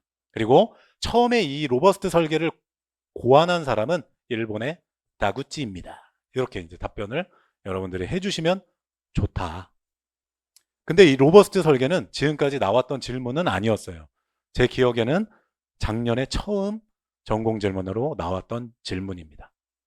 자, MBO 목표 관리, 그 다음에 허즈버그의 이요인, 그럼 동기 이론이 있고 위생 있으니까 그 두 가지 위생 요인과 동기 요인을 말하면서 동기는 직무 만족을 높이는 유발하는 요소를 말하고요. 그 다음에 위생 요인은 그 불만족을 제거하는 요소를 말합니다. 그래서 대표적으로는 급여 인상이라는 게 있겠습니다. 이런 식으로 답변을 해주면 좋겠죠. 자, 같이 일하기 싫은 상사는 누구냐? 여기서 말 잘해야 되는 거예요. 아까처럼 역정을 내면서 막 과거에 안 좋은 기억이 나와서 막 안 좋은 단어 쓰면서 하면 절대 안 되고 말을 조심해서 해야 되는 요소 중에 하나다라고 생각을 하시고 그 다음에 이제 무효 취소 전공 질문도 나왔다. 자, 차량입니다. 자, 사기업도 있는데 군무원은 왜 지원했어요? 그러니까 그냥 군무원 지원 동기야. 그냥 거기에 왜 일반 회사 안 갔냐 이건데 그냥 군무원 지원 동기로 하면 되는데 앞에 뭐가 들어오니까 이러면 안 된다는 거죠. 꼬리 질문. 그럼 직업군인 가지. 아마 이 친구가 답변을 뭐 군대 막 이렇게 했겠죠. 군에서 뭐 배웠던 내가 정비병으로서 어쩌고 저쩌고 막 했겠지. 그러니까 직업군인 그러면 왜 안 했어요? 또 이렇게 곤란한 질문을 할 수 있다. 그 상황에서는. 그래서 이것도 대비가 되면 얼마든지 내가 준비해서 답변을 녹이면 되죠. 왜냐면 군인보다는 군무원이 더 정비의 전문성을 발휘할 수 있기 때문에 창정비까지 할 수 있기 때문에 그런 거죠. 자, 10년 후 또는 50세 당신의 모습 이런 질문도 나옵니다. 그 다음에 단점, 그 다음에 디젤 엔진의 노킹. 디젤 엔진의 노킹이 왜 일어나냐? 당연히 비정상적인 어떤 연소 과정 때문에 노킹이라는 게 발생을 하는 거겠죠. 노킹이라는 게. 그리고 뭐 원인을 또 이야기하자면 연료가 불량하거나 그렇죠. 또 인젝터가 이제 고장이 났거나 이런 거. 그러면 해결책은 어떻게 해야 되냐? 당연히 정비를 잘 해야 되고 교환을 해야 되겠죠. 그리고 더 중요한 건 사전에 예방하는 게 더 중요한 거죠. 그래서 우리가 충분히 시동을 걸었을 때 예열을 하는 습관이 중요한 이유가 바로 이 노킹을 줄이기 위한 거죠. 그래서 그런 것들을 여러분들이 청소도 잘 해야 되고 노킹을 막기 위해서. 자, 그 다음에 이제 FR 구동 방식, 프론트 엔진, 리어 휠 이런 FR 후륜 구동을 말하는 거죠. 앞바퀴는 그냥 조향, 뒷바퀴는 굴러가는 거 구동 이렇게. 그래서 후륜 방식이니까. 그럼 후륜 방식의 특징은 장단점을 말하는 거겠죠. 당연히 후륜 구동이기 때문에 고속으로 주행했을 때 질감이 좋다, 승차감이 좋다 말해줄 수 있는 거고. 그 다음에 아까 뭐라고 했어요? 앞바퀴는 조향만 하는 역할을 하기 때문에 핸들링이 더 편하다라는 거죠. 근데 단점은 아무래도 겨울철에 많이 미끄러지고 그리고 언더스티어가 날 수 있다라는 그런 단점이 있습니다. 라고 여러분들이 답변을 해야 되고요. 당연히 FF 방식이나 AWDDO 여러분들이 공부를 해야 되겠죠. 자, 그 다음에 스트레스, 주변 사람이 보는 뭐 방신의 모습, 그 다음에 사행정, 이행정에 대해서 말해라. 그럼 사행정, 이행정은 사실 공부를 많이 했어요. 사이클에 대해서 막 답변을 하면서. 그리고 이행정은 대표적인 게 소형 스쿠터 뭐 이런 식으로 답변을 할 수 있어. 근데 뜬금없이 행정이 뭐죠? 거기서 행정이 뭐예요? 이렇게 말을 하면 오? 행정이 뭐지? 이렇게 되면 안 된다라는 거죠. 그래서 한 번의 움직임을 말하는 거니까 여러분들이 공부를 해야 되겠다. 그 다음에 베어링, 그 다음에 배터리 급속 충전할 때 요즘에 이제 전기차 이게 나오다 보니까 이 배터리에 관련된 질문도 종종 출제가 된다. 자, 배터리를 급속이라고 했죠. 그러니까 빠르게 충전할 때 주의사항은 당연히 100% 충전하면 안 되고 80%만 충전을 해야 된다는 거. 그 다음에 급속이라는 건 배터리에게 좋지 않죠. 그래서 좀 가급적이면 천천히 완속 충전하는 걸 많이 해야 된다. 이렇게 답변을 하면 되겠죠. 자, 그 다음에 해병대입니다. 아, 우리 해병대. 강인하다고 생각하지만 뭐 면접에 뭐 그렇게 뭐 해병대라고 해서 뭐 다르고 그러지는 않습니다. 자, 왜 해병대인가 이런 건 할 수도 있고, 그 다음에 해병대 어느 부대, 어디에 있냐 이런 건 나올 수도 있지. 그렇게 생각하시면 되고요. 그 다음에 이제 뭐 적극행정 이런 전공 질문 하나 물어봤네요. 그리고 한국사회 문제점 이게 이제 큰 덩어리인데 여러분들이 한두 가지만 생각해 놓고 답변 준비를 하시면 되겠죠. 자, 그 다음에 통신직입니다. 자, 7급이라고 해서 뭐 전공이 많이 나왔다 그런 건 아니겠지만 어쨌든 전공을 좀 많이 받았죠. 그래서 3번에 보면 OSI 7계층은 사실 우리 전산직이나 사이버직도 많이 받는 질문 유형이죠. 그래서 1번부터 7계층까지 있는 거니까 네트워크 계층은 뭐냐? 그러면 네트워크 계층은 3번에 있는 거고 IP와 라우터가 있습니다. 이런 식으로 답변이 나오면 되겠죠. 그리고 7계층은 응용 계층입니다. 뭐 이런 식으로 또 답변할 수 있겠죠. 인덕터와 커패시터, 안테나 종류, 도파관의 종류 이렇게 이제 물어봐요. 자, 도파관이라는 건 사실 세 가지가 있죠. 금속, 그 다음에 유전체라고 하는 유리와 플라스틱, 그리고 마지막은 이제 특수 이런 식으로 도파관에 대해서 답변을 해주시면 되고 나머지도 여러분들이 준비를 해서 답변할 수 있는 그런 질문들이다라고 생각을 해주시면 되겠습니다. 자, 지금까지 이제 공채를 봤고요. 이제 경채 질문을 보는데 뭐 경채라고 해서 뭐 질문이 막 엄청 다르다 또 그러진 않습니다. 그냥 경채는 아무래도 이제 민간의 경력이든 군 경력이든 그 경력에 대해서 물어보는 건 있겠지만 나머지 질문은 다르진 않다. 경채라고 해서 전공 질문이 안 나오는 건 아닙니다. 여기다 보는 것처럼 비례 원칙, 직업 공문제, 능률 효율성 차이, 당사자 전공이 4개나 나온 거예요. 그러니까 경채라고 해서 전공을 안 하면 안 된다라는 거 똑같이 준비를 하셔야 됩니다. 자, 그 다음에 이제 꼬리 질문의 유형 같은 거 이렇게 이제 적어 놨고요. 그래서 자기소개를 말했는데 꼬리 질문이 이어집니다. 그러니까 이 친구가 이전 직장에서 3년 일했다 이렇게 말을 했겠죠. 그러면 3년이면 그 직장에서 계속 일하지 왜 갑자기 군무원으로 틀었어요? 이렇게 질문을 한다는 거죠. 그 다음에 또 이제 질문을 답변을 뭐 긍정적인 뭐 나는 마인드를 가지고 있는 사람입니다. 뭐 이런 식으로 답변을 했겠죠. 그랬더니 또 꼬리 질문이 그러면 긍정적인 사람인데 왜 이게 군무원은 경직된 굉장히 막혀 있는 딱딱한 그런 조직인데요. 괜찮아요? 이렇게. 그러니까 이 자기소개나 지원 동기 또는 꼬리 질문을 할 때는 여러분들이 답변하신 거를 면접관이 듣고 바로 물어보는 거예요. 듣고. 그러니까 여러분들이 답변을 적을 때, 아, 이거 꼬리 질문 나올 수 있겠구나. 생각을 하면서 답변을 준비를 해야 됩니다. 자, 군무원에게 중요한 덕목, 자질 물어보는 정말 많이 나오는 질문이라고 말씀을 드렸죠. 자, 근데 이 친구가 아마 청렴이라고 답을 했겠죠. 그랬더니 면접관이 그럼 청렴이 뭐예요? 그 뜻 말해보세요. 오, 청렴은 많이 생각했는데 청렴의 정의를 말해라 하면 갑자기 알긴 아는데 깨끗한 거 깨끗한 건데 그렇다고 답변을 깨끗한 겁니다 이럴 수는 없잖아요. 그러니까 그런 어느 정도 사전적인 정의들은 알고 있어야 된다는 거. 자, 그러면 우리나라 청렴도가 본인 생각할 땐 어느 정도예요? 상중하. 그러면 당신은 몇 점입니까? 여기까지 이 친구는 하나의 질문에 꼬리 질문 3개를 받은 겁니다. 그래서 여러분들 준비를 잘 해주셔야 됩니다. 자, 그 다음에 이제 거의 제가 볼 때는 올해 처음 나왔던 질문 중 몇 가지 한번 가져와 봤습니다. 어떻게 보면 들었을 때 답변하기가 쉬운 것 같은데 답변을 막상 하려니까 조금 어려워. 그런 질문입니다. 자, 본인의 인생하고요. 그리고 본인이 지금까지 했던 직장 생활을 한번 연결해 보시면 어때요? 예? 뭔 말이죠?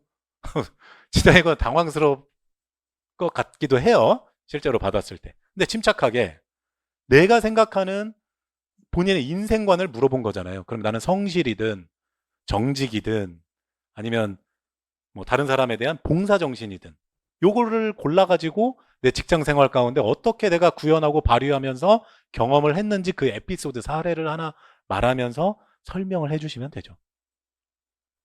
그 다음에 성공의 기준이 뭡니까? 너무나 추상적인 개념이죠. 성공? 사람마다 다 다른데. 근데 나는 지금까지 살면서 생각해 본 적이 없는데, 뭐지? 이렇게 생각할 수 있다라는 거죠. 그래서 미리미리 준비해서 본인이 생각하는 거, 인생의 어떤 시간 계획순으로 어느 정도 계획을 했기를 바라면서 이제 질문을 하시는 거죠. 면접관이. 자, 그러면 당신이 생각할 때 인생을 착하게 살면 손해예요? 아니면 착하게 사는 게 이득이에요? 당연히 이득이라고, 이익이라고 말을 해야 되겠죠? 그러면서 자기 사례를, 경험을 이야기하는 게 좋은 겁니다. 자, 원래는 강점은 하나만 물어보는데, 이제 3개씩 물어보는 사례들이 종종 나오고 있습니다. 그 다음에 조직에 필요한 3가지 인재상, 이렇게. 다른 사람보다 본인이 어떤 점이 뛰어나다고 해서 군무원 지원하냐. 그냥 지원 동기인데, 앞에 그냥 워딩이 더 붙은 거죠. 자, 그래서 답변을 할 때는 아까도 말씀드린 것처럼 1분 안에 끝내야 이 면접관도 한 사람 한 사람에게 주어진 할당량이라는 게 있어요. 그래서 다음 학생이 또 들어와야 되거든. 그리고 오늘 나 정시 퇴근해야 되거든. 근데 이 면접 학생이 왜 이렇게 답변이 길어? 1분 막 뭐 하나 하면 1분 30초, 1분 40초. 짧게 끝나는 게 없어. 큰일 났다. 그러면 중간에 면접관이 됐습니다. 끊을 수가 있어요. 그럼 학생 입장에서는 얼마나 당황스럽겠습니까? 그럼 거기서부터 이제 말리는 거예요. 그렇기 때문에 1분 이내에 간단 명료하게 해야 된다. 자, 2갈식으로 하는 게 좋은 거고요. 답변을 할 때는 그런 질문엔. 그리고 추상적인 단어들은 되도록이면 언급을 좀 자제를 여러분들이 하셔야 되고 구체적일수록 좋은 거예요. 자, 지원한 직렬의 업무에 대해서 많이 내가 유사 경험을 했다라는 그런 사례들을 많이 좀 노출을 해줘야 됩니다. 답변에. 그리고 내 경험을 이야기해주면 신뢰성, 뭔가 설득력이 더 생기는 거예요. 그냥 국어책 읽듯이 하기보다는 내가 경험한 걸 이야기해줘야 그런 교훈을 얻었다라는 걸 면접관도 알 수가 있는 거죠. 그래서 답변을 다른 사람하고 똑같으면 안 되는 거예요. 그렇기 때문에 저는 되도록이면 학생들이 AI 답변을 좀 이용하는 건 좀 자제하는 게 좋다. 왜냐하면 AI 내가 이용하면 나만 하나 제도하고 제도하고 그럼 답변이 다 비슷해질 수밖에 없어요. 서로 달라야 되는데 내 개인의 경험인데 왜 개인의 경험이 쟤랑 같이 면접관이 의아하면서 이제 들을 수 있거든요. 그러면 안 된다라는 거죠. 그렇기 때문에 AI를 이용하면 그 밑에 AI도 써 있잖아요. AI는 틀릴 수가 있습니다.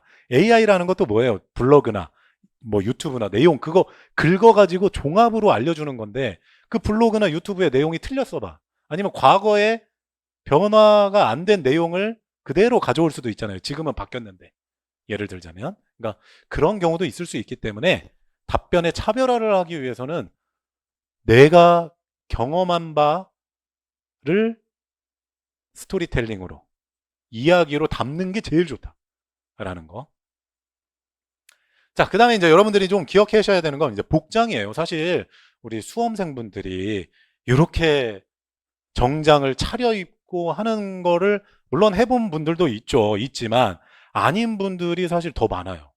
그래서 정장이 아예 없는 친구들도 상당히 많거든요. 그래서 그렇다고 뭐 비싼 거 살 필요도 없어요. 뭐 100만 원짜리 뭐 이탈리아 어디에서 한 땀 한 땀 수공업으로 만든 정장입니다 하면서 막 여기 배지 달고 여기 뭐 배지 달고 뭐 이런 학생들이 있는데 그러면 안 됩니다. 단정하게 깔끔하게 그냥 딱 봤을 때 어우 단정해. 저 면접관이 보고 어우 저 친구 정장이 부드러워 보이는데 탐나는데 제 브랜드 저거 뭐지? 이러진 않아요. 뭐 시계 와 제 시계 봐라 야 이러지 않는다는 거예요. 그러니까 시계 같은 거는 뭐 이런 거 귀걸이 뭐 너무 막 화려한 거 하지 말고 여학생분들 그리고 네일 같은 것도 없어야지 막 여기에 막 갑자기 곰돌이 그려져 있고 쿠롬이 그려져 있고 이러면 안 된다라는 거죠. 음. 그래서 딱 봤을 때 단정 깔끔. 그래서 바지 입어도 되고요. 여학생분들 치마 입으셔도 됩니다. 상관없어요. 뭐 스타킹 같은 경우는 뭐 커피 스타킹 뭐 이렇게 이야기를 하니까 그리고 머리 같은 경우가 특히 잘 이 잔머리 여학생들 같은 경우 특별히 이제 머리가 길다 보니까 잔머리 같은 거 있으신 분들 잘 안 보이는 핀이나 스프레이로 잘 고정을 해서 가시면 되는데 뭐 급하게 막 헤어샵 막 뭐 이용하시는 분들도 있긴 있는데 뭐 굳이 뭐 그 정도까지 뭐 할 정도는 아니라서 여러분들이 잘 연습해보고 화장이나 이런 것도 뭐 화려할 필요가 없어요. 딱 봤을 때 그냥 깔끔한 이미지면 되니까 이렇게 이마가 보이게 해주시면 되고 남학생들도 특히 이마가 이렇게 보여야 되는데 이렇게 머리를 앞머리를 내리는 친구들이 많아요. 그러면 안 됩니다. 답답해요. 그래서 깔끔하게 넥타이랑 이렇게 원버튼 이런 거 잘 하셔야 되고 염색은 당연히 좀 빼는 게 좋은 거죠. 자, 그 다음에 이제 자기소개서 이제 합격하면 이제 제출하라고 하는데 사실 이제 자기소개서 그 방식이 바뀐 지가 한 5년, 6년 됐어요. 그래서 이제 자기소개서를 실제 면접에서는 질문을 안 하기 때문에 지금까지 6년 동안 자기소개서 작성한 거 봤거든요. 그거 질문할게요. 이런 경우가 없었어요. 면접관에게 그 자기소개서 서류가 들어가지 않으니까. 그 예전에 6년 전에까지는 들어갔었는데 이제는 안 들어가다 보니까 질문이 나오지는 않았습니다. 6년 동안. 그렇지만 뭐 혹시 모르니까 그냥 자기소개서 자기가 뭘 적었는지만 알고 계시면 돼요. 그리고 자기소개서 작성하는 건 어렵지 않습니다. 그냥 한 30분이면 써요. 그러니까 걱정하지 말라라는 겁니다. 중요한 게 아니니까. 그리고 신원지술서라는 것도 있는데 이것도 중요한 거 아닌데 나중에 방법만 아시면 돼요. 그래서 어렵지 않습니다. 그래서 다 쉬운 거니까 여러분들이 서류 제출할 때는 너무 뭐 두려워하고 뭐 그럴 필요는 없어요. 네, 그래서 여기까지 이제 좀 우리 군무원 면접의 전반적인 평가 요소, 그 다음에 어떤 점이 우리 수험생분들에게 정말 중요한가, 그리고 어떤 질문들이 나왔는가, 이런 거를 또 대략적으로 크게 큰 그림을 그리면서 한번 살펴봤습니다. 그리고 이제 앞으로는 이제 시간이 다음 주 7월 12일 일요일, 그리고 7월 18일 토요일쯤에는 이제 해커스 군무원 면접에서 우리 면접 설명회를 지금 계획을 하고 있습니다. 오프라인 상으로요. 그래서 필기시험이 끝나고 일주일 정도 어느 정도 내 점수에 대한 가채점이 됐다면, 물론 뭐 정보직이나 이런 복원하셔야 되는 분들은 이 가채점조차 좀 어렵긴 하지만 어쨌든 어느 정도 가채점이 된 분들은 면접이 어떻게 진행되는지 남은 기간 동안 궁금하신 분들은 오프라인 설명회에 참석하셔서 들어보면서 이렇게 준비를 그래도 해놔야 되겠구나 알고 가시면 훨씬 더 도움이 많이 될 겁니다. 그래서 면접 설명회에서는 아까 봤던 그런 질문들 있잖아요. 그래서 다른 질문들 답변을 어떻게 해야 되는지 올바른 답변과 잘못된 답변 이렇게 이제 비교를 하면서 여러분들에게 제가 안내를 해드릴 겁니다. 그래서 설명회에 뭐 한 번 정도만 참석을 하시면 되는 거니까 그래서 이제 직장인분들 또는 지방에 사시는 분들이 계실 수 있기 때문에 그래서 이제 주말을 이용해서 한 2시쯤 이렇게 계획을 하고 있고 아마 해커스 군무원 홈페이지에 그 내용이 설명회에 대한 내용이 아마 들어갈 겁니다. 그래서 그걸 확인하시고 신청하셔서 오시면 돼요. 이게 아무래도 강의실 그 사람 수가 제한적이다 보니까 선착순으로 하긴 하겠지만 그래서 신청을 여러분들이 하시면 될 것 같아요. 뭐 무료로 하는 거니까. 네.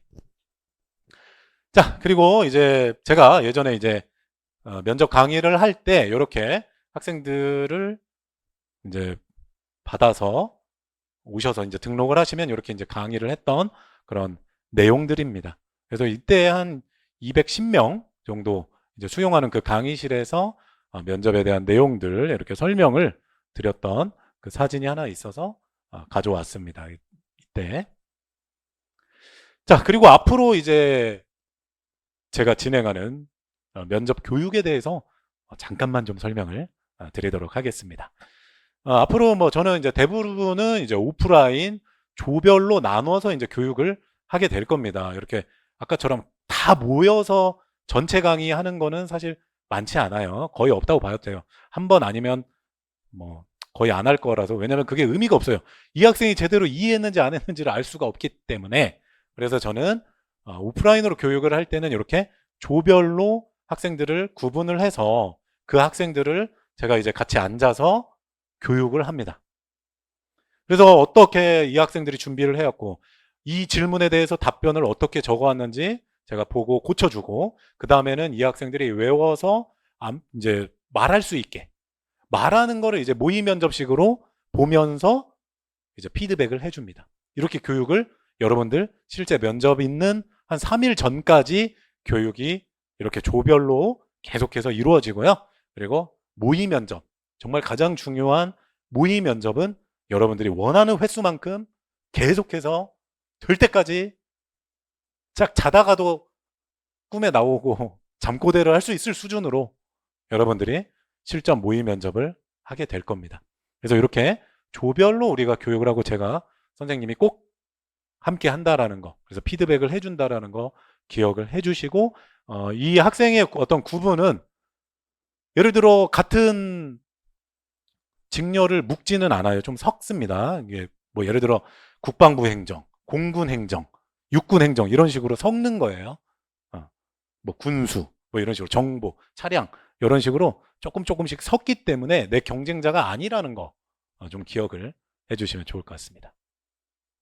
자, 그 다음에 이제 제가 항상 매번 학생들 이제 이렇게 준비를 해서 답변을 하고 하면 제가 이제 듣고 이제 그 자리에서 제가 바로 피드백, 고쳐야 할 부분에 대해서 이렇게 작성을 해서 메모지를 학생들한테 바로바로 줍니다. 매일매일 그 교육을 받았을 때.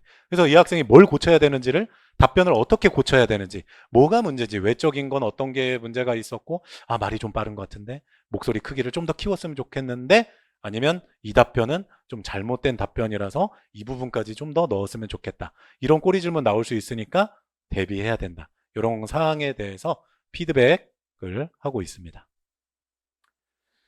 자, 그래서 답변 첨삭부터 그리고 목소리, 시선, 그리고 말 속도까지 여러분들 피드백을 해드린다는 거고요. 그리고 아까도 말씀드린 것처럼 실전 모의 면접은 너무나 중요한 겁니다. 떨지 않고 긴장하지 않아야 되니까요. 그래서 우리 2024년 행정, 국방부 행정 그 수석 1등으로 합격했던 학생이 모의 면접을 그 친구는 한 20번 정도 했던 것 같아요. 그렇게 많이 했습니다. 그 친구는. 될 때까지 그냥. 뭐 커트라인보다 그 친구가 필기 점수가 3점, 4점밖에 안 높았거든요. 근데 면접을 너무 완벽하게 잘 준비를 열심히 해서 해주셔서 정말 가장 좋은 곳으로, 본인이 원하는 곳으로 지금 근무를 잘 하고 있거든요. 서울로 갔으니까. 자, 그리고 이제 스터디는 원하는 분들은 또 이제 제가 교육이 끝나면 학생분들이 이제 스터디 할 수 있도록 또 제가 집을 고려하고, 왜냐면 집이 너무 멀면 서로 모이기가 나중에 힘드니까 그런 걸 고려한다든지 아니면 직렬 같은 걸 고려를 해서 편성을 해줍니다. 그리고 이제 실시간으로 궁금한 거 있을 수 있잖아요, 급하게. 그래서 그런 거는 제가 카톡 아이디를 알려주고 그걸로 이제 학생분들한테 확인을 해서 답변해주고, 또 그런 걸로 뭐 답변 첨삭도 하니까요. 그리고 이제 전체적으로는 네이버 카페를 활용해서 거기에 이제 필요한 공지나 제가 이제 추가적으로 또 여러분들에게 강조하고 싶은 거, 변화된 거, 이런 것들은 또 촬영해서 올라가기도 하고, 그런 내용들은 카페에 올라갑니다. 그리고 자소서 첨삭은 해드려요. 그래서 완벽한 상태로 자소서 첨삭을 해서 드리니까 이메일로 여러분들은 그걸 받아서 제출하시면 됩니다. 그래서 자소서, 서류 제출할 때 자기소개서는 어렵게 생각하지 마셔라. 자, 그 다음에 국방부 공채 7급만 PT 면접을 하죠. 발표 면접이 있기 때문에 이 발표 면접도 제가 계속 해마다 해왔기 때문에 이 주제에 대한 기출도 많이 가지고 있고, 그리고 여러분들이 어떻게 준비해야 되는지, 어떻게 발표해야 면접관들에게 좋은 인상을 줄 수 있는지를 안내를 드릴 수가 있으니까요. 국방부 7급 공채만 해당하는 사항입니다. 자, 그리고 이제 교재 같은 경우는 이런 식으로 해서 이제 교재가 있고요. 한 공통 기출 질문들, 그리고 어떤 질문들이 나왔고 면접에 중요한 거, 이런 게 이제 수록된 교재라고 보시면 되고, 그리고 한 페이지는 190페이지 정도 이렇게 됩니다. 해마다. 그래서 이제 질문이 나왔을 때 그 질문에 대한 첫 번째 답변 또는 두 번째 답변 이런 식으로 가이드라인을 줘요. 합격한 그런 답변들을. 그러면 이 친구들이 이걸 가지고 이제 자기 걸로 이제 승화시키면 되는 거죠. 그리고 이제 이런 것도 잘못된 답변은 이런 거고 좋은 답변은 이런 식으로 하는 게 좋다. 이렇게 가이드라인을 주면 학생들이 아무래도 본인 걸 적을 때 쉽죠. 그래서 모든 질문에 대한 가이드라인은 이렇게 다 들어가 있기 때문에 여러분들이 다른 학생들보다는 더 빠르게 면접 답변을 준비하고 마무리할 수 있다는 겁니다. 자, 아까도 말씀드린 대로 면접 설명회 일정 1차, 2차 계획하고 있고요. 뭐 세부적으로 약간 일정은 변화될 수 있긴 하겠지만 거의 이 일정으로 지금 생각하고 있습니다. 그러고 나서 이제 본격적으로 시작하는 건 얼리버드반, 선행반이라는 게 있어요. 그래서 얼리버드반이라는 건 아까도 말씀드린 대로 필기 합격자 발표가 8월 10일이에요. 7월 4일 필기 보고 나서 8월 10일이면 한 달이 넘으니까 이 기간 동안 아무것도 안 하고 있는 건 좀 뭐하고, 그리고 가채점을 해보니까 내가 작년 또 재작년 그 커트라인 점수보다 좀 나아. 좀 안정적인 것 같아. 1점, 2점, 3점. 그리고 올해 시험을 봤을 때 이 정도면 합격할 것 같아 라고 이제 어느 정도 생각을 해서 나는 미리미리 준비해야 할 것 같아요 하시는 분들은 얼리버드반으로 이제 진행을 하게 됩니다. 그래서 그런 분들은 이제 선행반, 얼리버드반이라고 해서 7월 23일부터 그 전에 이제 접수를 받아서 시작을 하고요. 이제 직장인 같은 경우는 이제 주말반 같은 거 이렇게 편성을 해서 선행반을 우리가 8월 10일 필기 합격자 발표 전까지 교육을 절반 정도 진행을 하고요. 이제 필합 합격이냐 이거의 여부에 따라 나머지 절반의 교육을 이제 이후에 또 하게 됩니다. 그게 이제 얼리버드반, 선행반이에요. 그래서 아무래도 준비를 이 친구들은 2달 넘게 준비를 하니까 아무래도 면접의 어떤 답변에 이런 게 완성도가 높을 수밖에 없죠. 그렇지만 어쨌든 이거는 여러분들의 선택 사항이니까 꼭 필요하다 하고 생각하시는 분들은 신청을 해주시면 될 것 같습니다. 그리고 나머지 이제 정규반 분들은 8월 10일이죠. 필기 합격자 발표나는 월요일에 필합 이후에 신청을 받아서 이제 서류 작성부터 해서 이제 제출하고 나면 이제 그때부터 면접 교육을 시작하는데, 이제 급한 분들은 아무래도 육군 면접 일정이 8월 26, 27, 28일 이때 걸리시는 분들이 정말 급하죠. 2주밖에 시간이 없으니까. 그래서 그분들은 정말 거의 매일 교육하고 또 준비하고 해야 된다라는 거. 나머지 뭐 육군 그 뒤에 잡히시는 분들이나 아니면 국방부, 공군, 해군, 해병대 분들은 9월 16일부터니까 일주일에 2번씩 교육을 해도 충분히 면접 전까지 완벽하게 준비를 할 수 있다는 거. 그리고 평일반, 주말반이 있고, 그 다음에 이렇게 대면에서 아까처럼 조별 교육을 하는 반이 있고, 거리가 너무 멀거나 이런 분들은 우리가 비대면반, 그러니까 실시간 줌으로 해서 화상 교육으로 함께 교육을 합니다. 교육 내용은 동일하고요. 자, 그래서 얼리버드반은 여기 나와 있는 것처럼 필합 이전까지 절반 교육을 합니다. 총 교육 횟수에서. 그리고 필합이 되느냐 안 되느냐에 따라서 합격했다 하면 나머지 절반 교육 그 이상. 왜냐면 시간이 많으니까 이 친구들은 그냥 될 때까지 그냥 하면 돼요. 아까 우리 그 합격생이 20번 넘게 했던 것처럼 여러분들도 기회 되면 계속해서 하시면 되고, 그리고 이제 좋지 않은 결과 뚜껑 열어보니까 안 좋게 됐습니다 하시는 분들은 48% 환불을 해드립니다. 이제 아마 이제 교재값 빠져서 2%가 빠진 것 같은데 어쨌든 거의 절반의 금액은 다시 환불 처리가 된다라는 거. 자, 그리고 여러분들도 아시겠지만 필합이 8월 10일이고요. 육군 8월 26일부터 시작이 됩니다. 그러면 서류 제출하는데 8월 10, 11일, 12일 거의 한 2, 3일 가잖아요.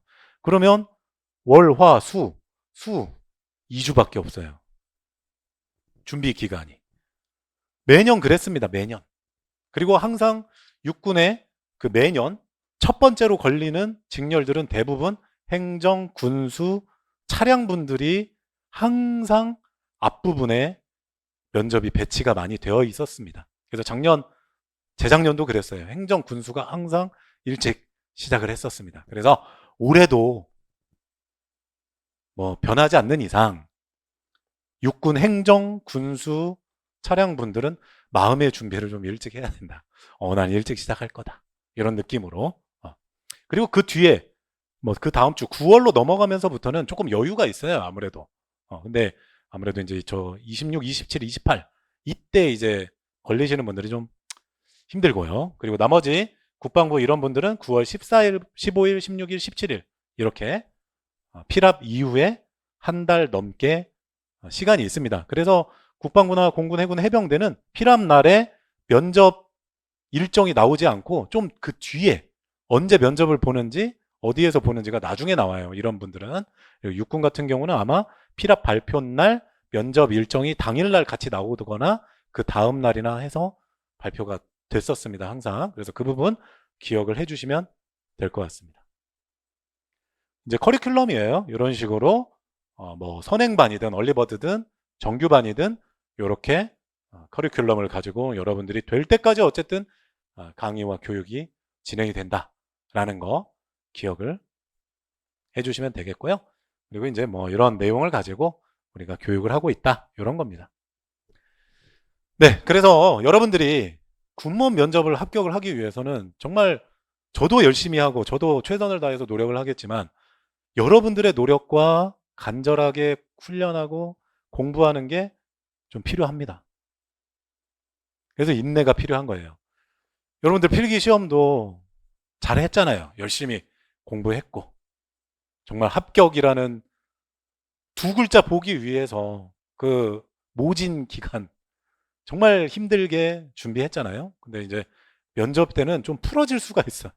그래서 막 어디 여행 가고 친구 만나고 놀러 가고 더우니까 또 뭐 물에 한번 들어갔다 나와야 되고 뭐 이런 경우가 많아지는데 그런 부분들 뭐 한 번은 뭐 할 수 있겠죠.